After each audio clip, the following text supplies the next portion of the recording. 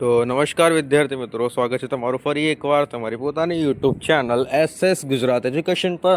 આજે મિત્રો આપણે જોવાના છે ધોરણ 11માં જે તમારો ગાલા અસાઇનમેન્ટ છે, તો એના અંદર મિત્રો આપણે ગુજરાતીમાં જે તમારું સેક્શન 1માં સવિસ્તર વાક્યો છે, તો એના પદ્ય વિભાગનો 21મા નંબરનું જોઈશું। તો મિત્રો વિડીયોને અંત સુધી જોજો। વિડીયો ગમશે તો વિડીયોને લાઇક અને મિત્રો ચેનલને સબસ્ક્રાઈબ કરવાનું ભૂલતા નહીં। અને તમે જો આ સંપૂર્ણ ગાલા અસાઇનમેન્ટના મિત્રો સોલ્યુશનની PDF મેળવવા માંગતા હોય તો મિત્રો તમને જે સ્ક્રીન ઉપર મોબાઈલ નંબર આપેલો છે તેના પર કોલ કરી દેજો। સંપૂર્ણ ગાલા અસાઇનમેન્ટના સોલ્યુશનની PDF મિત્રો તમને માત્ર 150 રૂપિયામાં મળી જવાનું છે, તો ફટાફટ કોલ કરીને મેળવી લેજો। ઓકે, શરૂ કરીએ મિત્રો આપણે આજનું સોલ્યુશન। એના અંદર इस दुनिया में नाम हमारा। ओके, પહેલો, બાળપણમાં અને મોટા થયા પછી પાડવામાં આવેલ ભાગમાં શું તફાવત છે? બાળપણ અને મોટા થયા પછી પાડવામાં આવેલા ભાગમાં શું તફાવત? તો કે બાળપણમાં પાડવામાં આવેલ ભાગ એક ભાગ ભગવાન માટે જુદો કાઢતા બાળકોનો વિશ્વાસ હતો કે ભગવાન રાતે છાનામાના આવીને પોતાના ભાગ ખાઈ લેશે, પરંતુ મોટા થયા પછી ભગવાન ભૂલાઈ જાય છે અને ઘર વખરીના ગાય ભેંસ બકરી ભાગ પાડવામાં કેવળ સ્વાર્થ વૃત્તિ જનો મહત્વનો ભાગ ભજવે છે। ભગવાનમાં શ્રદ્ધા રહી નથી એટલે ભગવાન માટે ભાગ પાડવાનું યાદ જ આવતું નથી।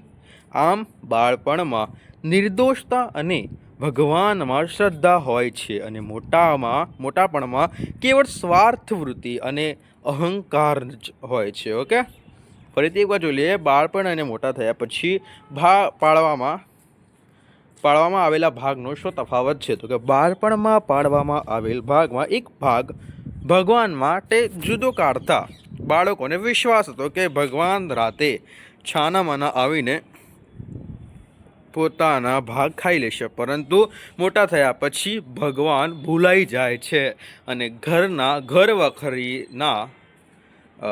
વખરીના ગાય ભેંસ બકરીના ભાગ પાડવામાં કેવળ સ્વાર્થ વૃત્તિ જ મહત્વનો ભાગ ભજવે છે। ભગવાનમાં શ્રદ્ધા રહી નથી એટલે ભગવાન માટે ભાગ પાડવાનું યાદ જ આવતું નથી ને આમ બાળપણમાં નિર્દોષતા અને ભગવાનમાં શ્રદ્ધા હોય છે અને મોટાપણમાં કેવળ સ્વાર્થ વૃત્તિ અને અહંકાર જ હોય છે। ત્યારબાદ ભગવાનનો ભાગ કાવ્યનો મધ્યસ્થવર્તી વિચાર સ્પષ્ટ કરો। ભગવાનનો ભાગ કાવ્યનો મધ્યસ્થવર્તી વિચાર સ્પષ્ટ કરો। તો ભગવાનનો ભાગ કાવ્યનો મધ્યસ્થવર્તી વિચાર એ છે કે આપણે જે કાંઈ કમાઈએ છીએ એમાંથી એક ભાગ ભગવાનના નામે જુદો કાઢવાનો। જીવનમાં નાનપણથી જ ભગવાનમાં શ્રદ્ધા હોય તો આપણે જીવનમાં જે કાંઈ પણ મળે છે એ પરમાત્માની કૃપાનું ફળ છે અને એમ સમજાય। જીવનમાં ગમે તેટલું કમાઈએ, સુખ સાહેબીમાં જીવીએ, આપણી પાસે ગમે તેટલા ધન દોલત હોય પણ કેવળ સ્વાર્થી ન બનીએ, આપણે સત્કાર્યો પાછળ ધન વાપરીએ, એ ભગવાનનો ભાગ છે। ફરીથી જોઈશું। ભગવાનનો ભાગ કાવ્યનો મધ્યસ્થવર્તી વિચાર તમારે સ્પષ્ટ કરવાનો છે। તો ભગવાનનો ભાગ કાવ્યનો મધ્યસ્થ વિચાર એ છે કે આપણે જે કાંઈ કમાઈએ છીએ એનામાંથી એક ભાગ ભગવાનના નામે જુદો કાઢવાનો। જીવનમાં નાનપણથી જ ભગવાનમાં શ્રદ્ધા હોય તો આપણે જીવનમાં જે કાંઈ મળે છે એ પરમાત્માની કૃપાનું ફળ છે એમ સમજાય। જીવનમાં ગમે તેટલું કમાઈએ, સુખ સાહેબીમાં જીવીએ, આપણી પાસે ગમે તેટલી ધન દોલત હોય પણ કેવળ સ્વાર્થી ન બનીએ, એ આપણો સત્કાર્યો પાછળ ધન વાપરીએ, એ ભગવાનનો ભાગ છે। ઓકે મિત્રો, ત્યારબાદ પદ્ય નંબર 23 પર જઈશું। તે પહેલાં મિત્રો, તમે હજુ સુધી આપણી યુટ્યુબ ચેનલ સબસ્ક્રાઈબ ના કરી હોય તો ફટાફટ મિત્રો ચેનલને સબસ્ક્રાઈબ કરી દેજો, વિડીયોને મિત્રો લાઇક કરી દેજો। અને તમે મિત્રો આ સંપૂર્ણ ગાલા અસાઇનમેન્ટના સોલ્યુશનની PDF મેળવવા માંગતા હોય તો સ્ક્રીન ઉપર આપેલ મોબાઈલ નંબર પર કોલ કરી દેજો। સંપૂર્ણ ગાલા અસાઇનમેન્ટના સોલ્યુશનની PDF મિત્રો તમને માત્ર 150 રૂપિયામાં મળી જવાની છે, તો ફટાફટ કોલ કરીને આ સંપૂર્ણ ગાલા અસાઇનમેન્ટના સોલ્યુશનની મિત્રો PDF મેળવી લેજો। Okay, right. આગળ વાત કરીએ મિત્રો આપણે સહી નથી ગઝલનો કેન્દ્રીયથી ભાવ સ્પષ્ટ કરો. તો કે સહી નથી ગઝલના કેન્દ્રમાં શ્રદ્ધા અને બંદગી છે, એટલે કે પ્રાર્થના છે.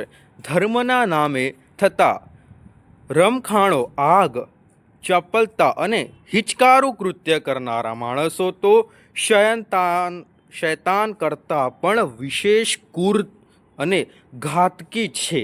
જીવનમાં પારાવાર મુસીબતો આવી પડે અને એમાંથી બહાર નીકળવું એટલે મરવાની ઉતાવળ કરવાની નથી. મુશ્કેલ પરિસ્થિતિમાં શ્રદ્ધા હોય તો એનો પુરાવો આપવાનો હોતો નથી.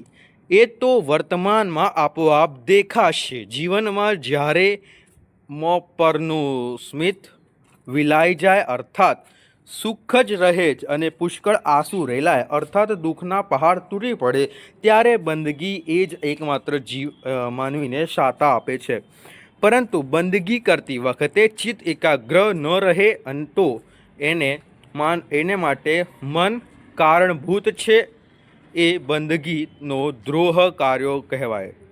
એ સાચા અર્થમાં બંદગી નથી. મૃત્યુની ઠેસ અને જીવનની ઠેસ બંને સ્થિતિ દુઃખદ છે. જીવનમાં દુઃખ, દર્દ, વ્યથા, વેદનારૂપી ઠેસ વાગતા કે મૃત્યુની ઠેસ વાગતા માનવી મનથી ભાગી પડે છે. ત્યારે શ્રદ્ધા જ માનવીને જીવવાની તાકાત આપે છે. એવી સમયે સ્થિર અને એકાગ્રચિત્ત ખુદાની બંદગી કરવી જરૂરી છે મિત્રો. ઓકે, ત્યારબાદ પદ્ય 25 તરફ અને પીડીએફ માટે કોલ કરી દો. સંપૂર્ણ ગાલા સમેટા સોલ્યુશનની પીડીએફ મિત્રો તમને માત્ર 150 રૂપિયા મળી જવાની છે. તો ફટાફટ કોલ કરીને આ સંપૂર્ણ ગાલા અસાઇમેન્ટના સોલ્યુશનની મિત્રો પીડીએફ મેળવી લેજો. અને તમે જો આ સંપૂર્ણ ગાલા અસાઇમેન્ટના સોલ્યુશન યાદ થઈ ગયું ને યાર, હું એ ક્યાં વારવા બોલું છું. હા, એક વાત હતી જો. હા, ચેનલ સબસ્ક્રાઈબ, વિડીયો લાઈક કરી દેજો. ઓકે, એક મિનિટ હવે શાંતિથી જોઈએ. દશા અને દિશા વિશે કવિએ શું કહ્યું છે? તો કે ઉત્તર, દશા અને દિશા વિશે કવિએ કહ્યું છે કે વ્યક્તિના જીવનમાં કોઈ વાર માઠી ગ્રહણ દશા ચાલતી હોય ત્યારે તેનાથી તે વિચલિત થઈ જાય છે, તેનો ગુલામ થઈ જાય તો તે ખુમારીપૂર્વક જીવન જીવી શકે નહીં. હકીકતમાં તેને જીવનની સાચી દિશાની જાણ નથી. આથી તે દશાને જ પૂજે છે, અર્થાત તેને મહત્ત્વ આપે છે. દશા એટલે કે ભાગ્યને આધારે બેસી રહેવા કરતાં ખુમારીપૂર્વક સાચી દિશા જાણે અર્થાત તે પુરુષાર્થ કરતી રહે તો તેના જીવનમાં સફળતા પ્રાપ્ત થાય છે. રાઈટ, આગળ દ્વિતીય પરીક્ષાના અભ્યાસક્રમમાંથી જોઈશું ભાઈ. અને ચેનલ સબસ્ક્રાઈબ, વિડીયો લાઈક કરી દેજો. સંપૂર્ણ ગાલા સમેટા સોલ્યુશનની પીડીએફ મેળવવા માંગતા હોય તો સ્ક્રીન ઉપર આપેલ મોબાઈલ નંબર કોલ કરી દેજો. આખું ગાલા સમેટું સોલ્યુશન માત્ર 150માં મળી જશે. ઓકે, પદ્ય 13, રાજા અશોકમાંથી સાધુ અશોક બન્યાની અશોકની જીવનયાત્રા તમારા શબ્દોમાં લખો. તો કે અશોક મગધદેશનો પરાક્રમી રાજા હતો. એણે કલિંગ પર ચડાઈ કરી અને યુદ્ધમાં જીત મેળવી. કલિંગ નગરી શમશાનમાં ફેરવાઈ ગઈ. શરૂઆતમાં અશોક રાજાના મનમાં વિજયનો ગર્વ હતો, પરંતુ એણે જાતે પોતાની જીતને જોવા નગરીમાં પ્રવેશ કર્યો અને કલિંગની ધરતી પર ચારે બાજુ મૃતદેહો જોઈને એનું હૃદય કાપી ઉઠ્યું.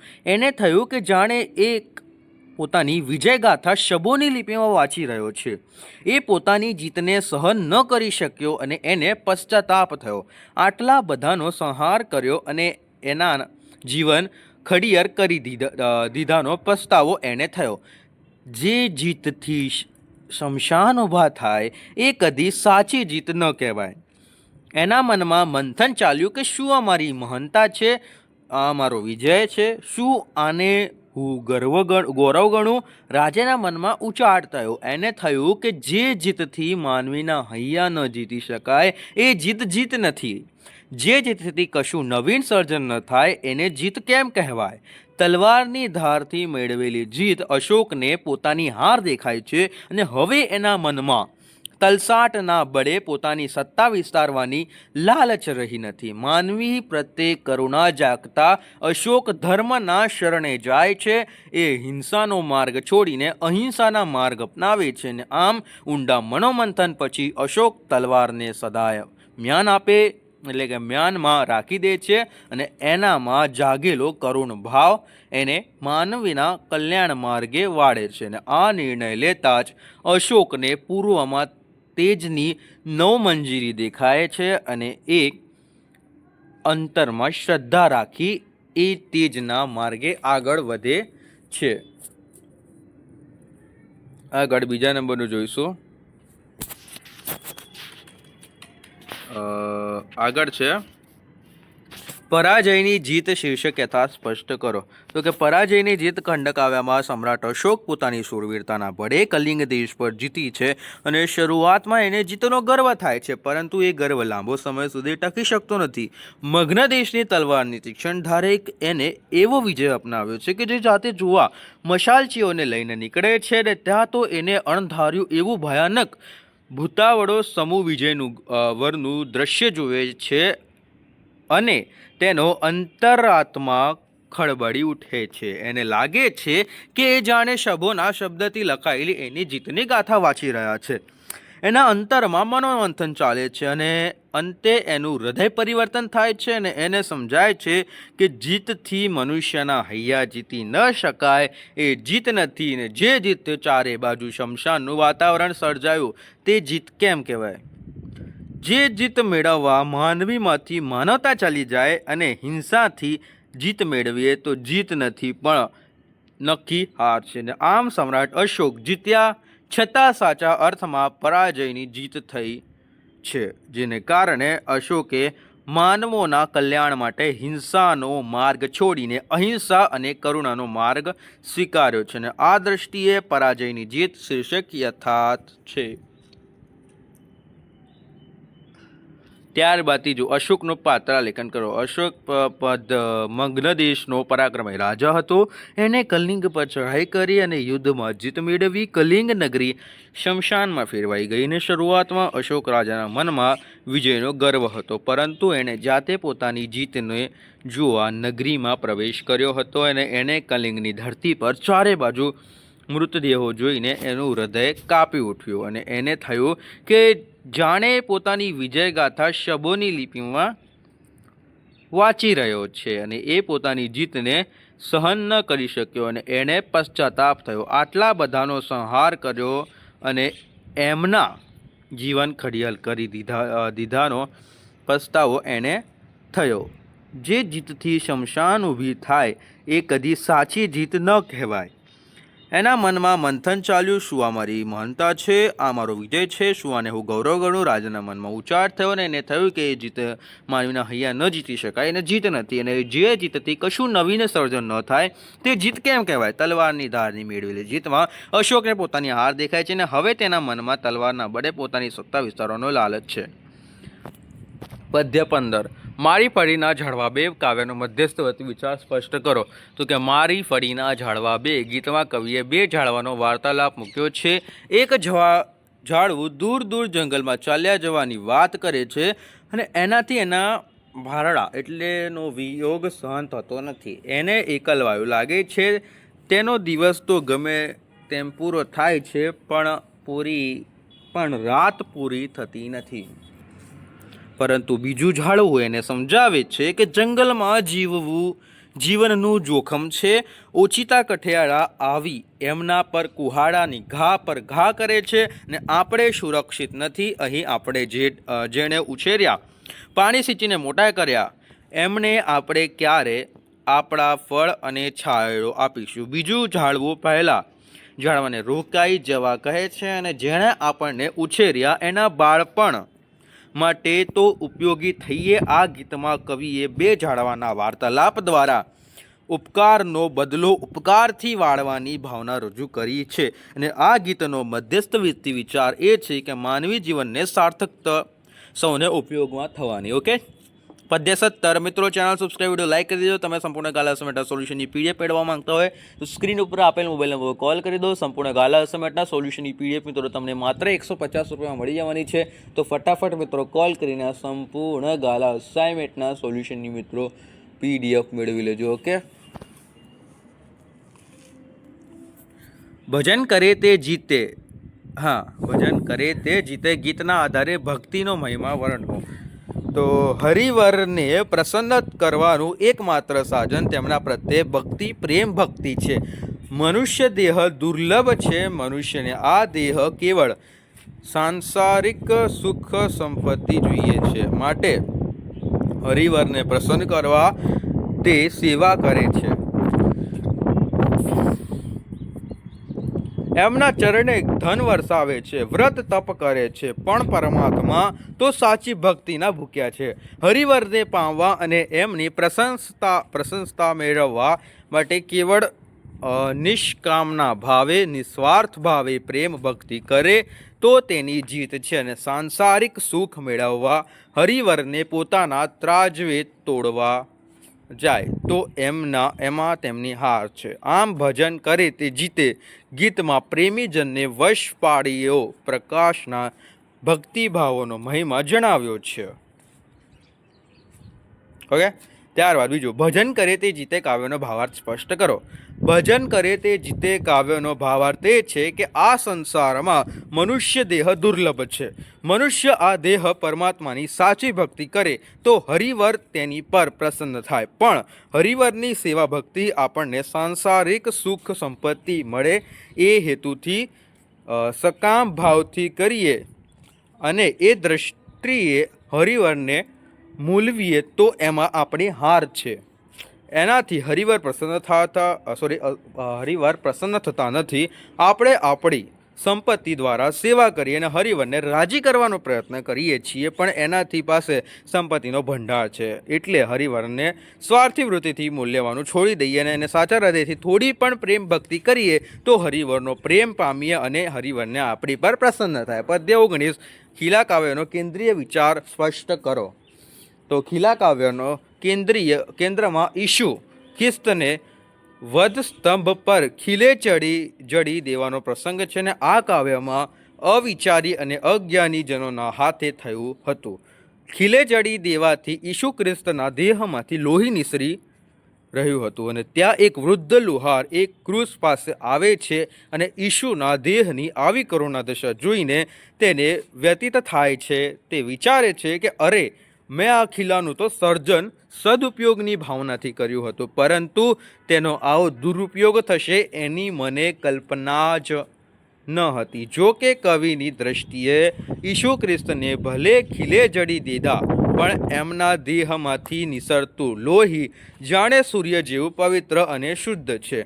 एमनी आँखो चंद्रनी शीतलता अने माधुर्यथी शोभे छे। आम खीला काव्यनो केंद्रीय विचार ए छे के संसार में सर्जात्मक अने सहारात्मक ए बे वृत्तिओ धरावता माणसो होय छे, परंतु सर्जके सारा हेतुथी करेल सर्जन विनाशक रूपे जोवा मळे छे, त्या सर्जक व्यतीत थाय छे। ओके, ત્યારબાદ બીજું હું ચાહું છું કાવ્યનો ભાવાર્થ તમારા શબ્દોમાં લખો।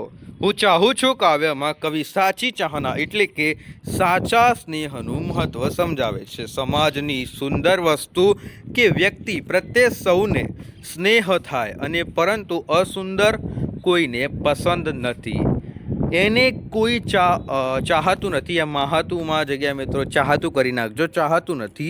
કવિ તો સૃષ્ટિમાં જેટલી અસુંદર વસ્તુઓ કે વ્યક્તિ હોય, સમજદાર કો ઈશારા કોફી હે, ઓકે, હોય તેને અતિશય ચાહીને સુંદર કરી મૂકે છે। કારણ કે કવિ જાણે છે કે સંસારના સર્વ નાશવંત સંબંધો કરતાં શાશ્વત સ્નેહ સર્વોપરી છે। એટલે કવિ આ કાવ્યમાં જીવનના રાગ દ્વેષ ઉચ્ચ નીચ સુંદર અસુંદર વગેરે દ્વંદ્વોથી મુક્તિ મેળવવા માટે સાચા સ્નેહને પ્રાધાન્ય આપે છે। પ્રથમ પરીક્ષા અભ્યાસક્રમમાં પદ્ય 1, 3, 5, 9, 11 મિક્સ ક્વેશ્ચન સ્ટાર્ટ। અને મિત્રો ચેનલ સબસ્ક્રાઈબ, વિડીયો લાઇક કરી દેજો ભાઈ. અત્યાર સુધી તમે વિડીયો જોઈ રહ્યા છો, it's you are a brilliant student. Okay, જેને ચિંતા છે ને તો આ જ આ વિડીયો જોઈ રહ્યો છે, જેને ચિંતા નથી ને તો એ અત્યારે ઊંઘેલા હશે. બરાબર, તમે જાગી રહ્યા છો, તમે વિડીયો જોઈ રહ્યા છો, અત્યાર સુધી પણ જોયેલો છે ને. કેટલાક તો આવીને જતા પણ રહે છે, એમાં કોઈ ફરક નહીં પડતો. અત્યાર સુધી તમે જોઈ રહ્યા છો ને તમે તમારો ફાયદો કરાવી રહ્યા છો. બરાબર, તો જરાક થોડુંક વિચાર કરજો, અમારો પણ ફાયદો થાય. સબસ્ક્રાઈબ કરી દેજો ચેનલ. ઓકે. નાવિક વળતો બોલ્યો. કાવ્યના આધારે નાવિકના ભક્ત હૃદય આલેખો. તો નાવિક ભોળો હતો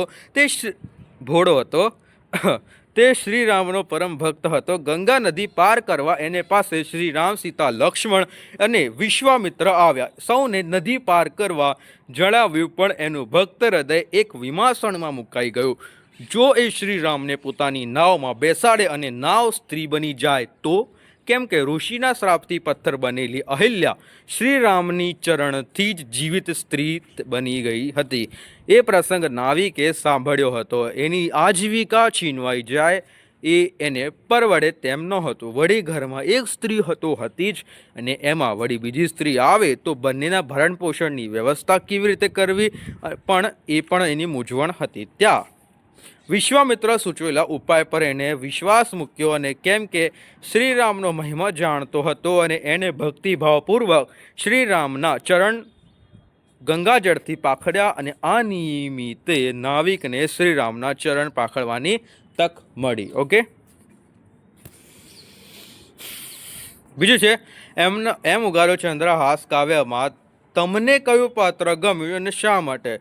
તો કે એમ ઉગારો ચંદ્રહાસ કાવ્યમાં અમને વિષ્યાનું પાત્ર ગમ્યું, કારણ કે ઉત્તર વિષ્યા દૃષ્ટબુદ્ધ પ્રધાનની પુત્રી છે. તેમને મુદન નામે એક ભાઈ છે. વિષ્યા પર ચતુર અને ચંચળ યુવતી છે, અને તેને એની સહિયારો સાથે ઉપવનમાં ફરવા નીકળતે ત્યારે ગાઢ નિંદ્રામાં સૂતેલા ચંદ્રહાસના રૂપ સૌંદર્યથી વિષ્યા અજાઈ જાય છે, અને બિચારી ચંદ્રહાસની નજીક જવા ઈચ્છતી વિષ્યા પોતાની સહિયરો તેને સંતાઈને ન જુએ તેની પણ કાળજી લેતી, અને એટલે જ નહીં, ચંદ્રહાસ જાગી ન જાય ઓહો એની સાવધાની રાખે છે.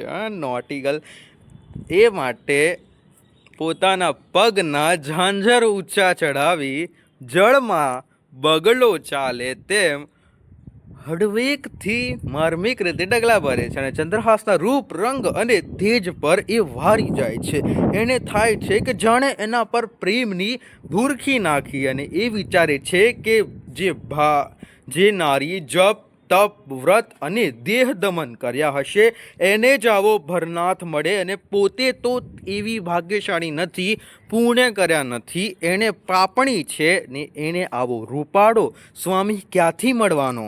પણ વિષ્યા ચકોર છે. અચાનક ચંદ્રહાસની કમરે બાંધેલો પત્ર હળવેકથી છોડી લે છે, અને તે વાંચે છે, ને એમના પિતાએ પુત્રને ચંદ્રહાસને વિષ આપી મારી નાખવાની વાત લખેલી છે. પિતાનો આ સંદેશો વાંચતા જ તે છણકો કરે છે, ને આવું લખતા પિતાના હાથ કપાઈ જવા જોઈએ.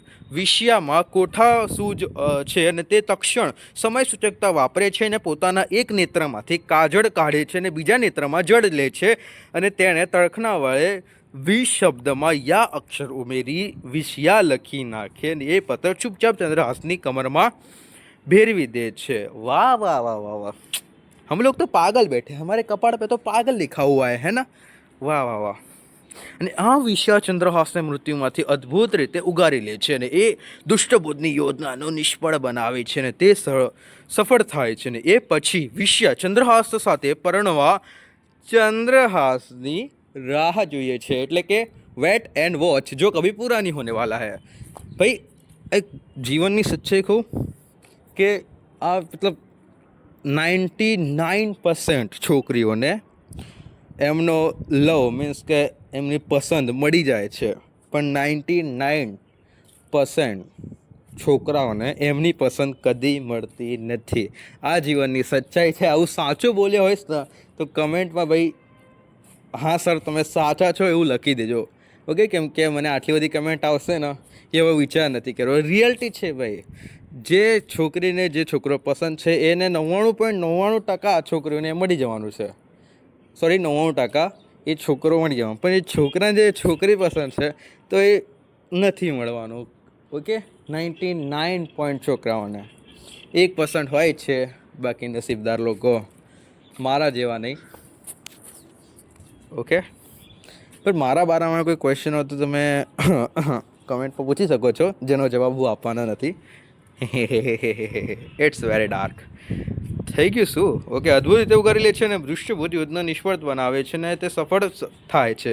એ પછી વિષય ચંદ્રહાસ સાથે પરડાવા ચંદ્રહાસની રાહ જુએ છે. પહેલા ચપ્પા દ્વારા અકુ શું કહેવા માંગે છે? તો કે પહેલા ચપ્પા દ્વારા અકુ કહેવા માંગે છે કે અનુભવ જ્ઞાનજનોની અનેક વિનમ્ર બાણામાંથી બહાર નીકળવાનો સાચો રાહ દર્શાવે છે ને અખો ઉંદર અને પંખીના દૃષ્ટાંત દ્વારા હકીકતને સ્પષ્ટ કરીને આપે છે.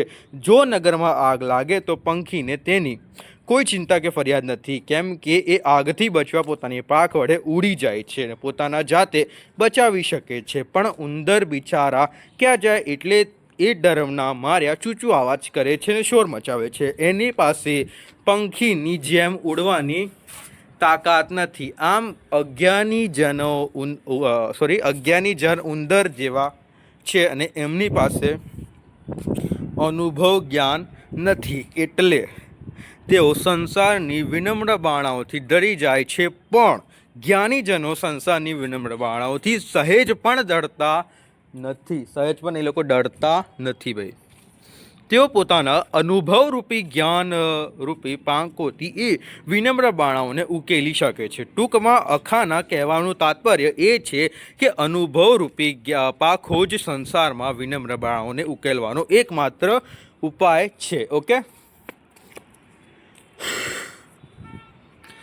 ચક્રવાક ચક્રવાતીના જીવન પર રહેલો નિયતિનો પ્રભાવ વર્ણવો. ચક્રવાક મિથુનખંડ કાવ્યમાં ચક્રવાક ચક્રવાતીના જીવન ઉપર નિયતિના અસરકારક પ્રભાવની વાત છે. દિવસ દરમિયાન સૂર્યના પ્રકાશ આ પક્ષી યુગલ ચક્રવાક ચક્રવાકી પ્રયાણ સુખનો આનંદ માણે છે, પરંતુ નીતિવશ સૂર્યાસ્ત થતાં જ બંને વિખૂટા થવું પડે છે અને આ યુગલ વિયોગથી ઝૂરતું રહે છે. સૂર્યના પ્રકાશની છેલ્લી ક્ષણ સુધી બંને પ્રયાણ સુખમાં રમમાણ રહે છે. તેમણે પ્રયાણની તૃપ્તિ થતી નથી, પ્રયાણની અભિલાષ પણ ઓછી થતી નથી. આથી સંધ્યા થતાં જ બંને એકબીજાથી વિરહમાં ટળવળે છે. વિરહ અગ્નિમાં બળથી ચક્રવાકી પોતાના પ્રિયતમ ને કહે છે કે આપણે એવા સ્થળે ચાલ્યા જઈએ કે જ્યાં સૂર્ય હંમેશા વસતો હોય, અને એની આ અકળામણનો ઉત્તર આપતા ચક્રવાક એની સાચી પરિસ્થિતિ સમજાવે છે કે હે સખી, જ્યાં દિવસ લાંબા હોય છે ત્યાં રાત પણ લાંબી હોવાની જ માટે સમયે પ્રયાણ સુખની આશા રાખવાનો સો અર્થ દિવસ અને રાતનું નિર્માણ એ નિયતિનો વર્ણલખ્યો કુદરતી ક્રમ છે અને એને મિટાવવો અશક્ય છે. નિયતિના આ પ્રભાવ હેઠળ ચક્રવાક અને ચક્રવાકીને જીવવું પડે છે. યુગલની આ નિયતિ છે.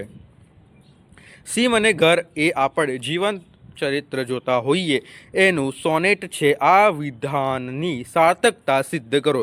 સીમ અને ઘર સોનેટમાં કવિ સીમના ચરતી ગાયો, વડલા નીચે વગોળતી ગાયો, ઊંઘના ઝોકા ખાતી ગાયો, ચારે બાજુએ પથરાયેલી અસીમ શાંતિ નસે નસમાં ઘસી રહેલી સીમનું આબેહૂબ વર્ણન કર્યું છે અને પ્રકૃતિના શાંતિમય વાતાવરણમાં સાંજ થતાં જ સીમથી ઘર તરફ જતી ગાયોનું ધણ ઘેર આવીને ગમાણમાં પ્રવેશતી ગાયો, ગમાણમાં બળબડતી બગાઈઓ અને ભૂખથી તરવડતા વાછડા માટે પ્રયોજેલ ભૂખની ઉઘતી ખાઈઓનો શો શબ્દ પ્રયોજ ખીલે.